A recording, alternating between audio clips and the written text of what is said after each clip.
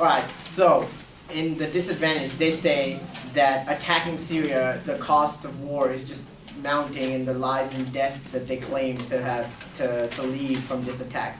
Firstly, this is just a military strike. President Barack Obama has stated multiple times that no ground troops will ever hit Syria, and this is just a military strike. So the loss of lives is just different.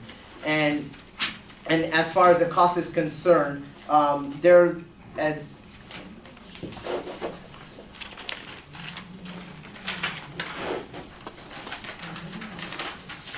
it says that over here in this evidence I have, that the Treasury originally guaranteed accounts up to $50 billion, but the program extended the Fed, which in few cases had to liquid assets of.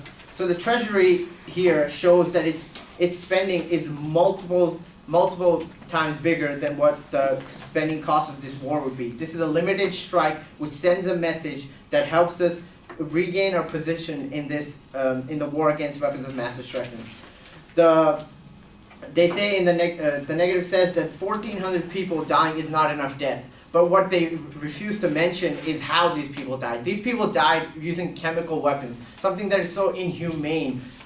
Imagine small children, women and children dying because they cannot breathe because of chemical weapons. It's not the fact that it's just 1,400, it's the fact that 1,400 people died using inhumane weapons that are against humanity itself.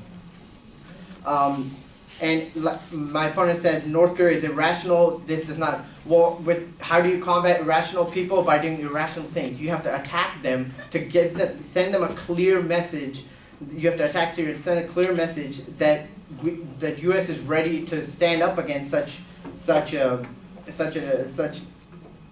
attacks against humanity, and it's necessary to have some sort of answer to these things. Otherwise, people can North Korea will take this as a message to do whatever they want either way.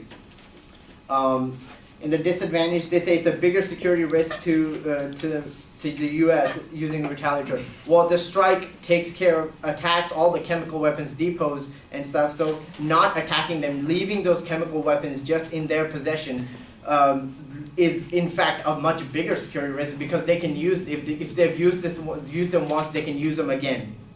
So not attacking them is actually a bigger security risk. They said Syria appeared to move their chemical weapons.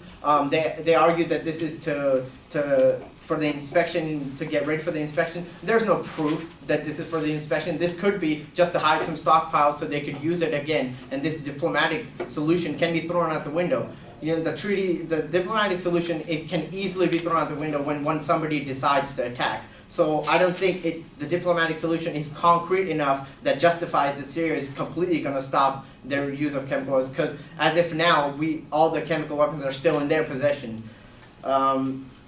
And the end to civil war, there's no guarantee. And again, there's no proof that this will end the civil war. It's just an assumption of people.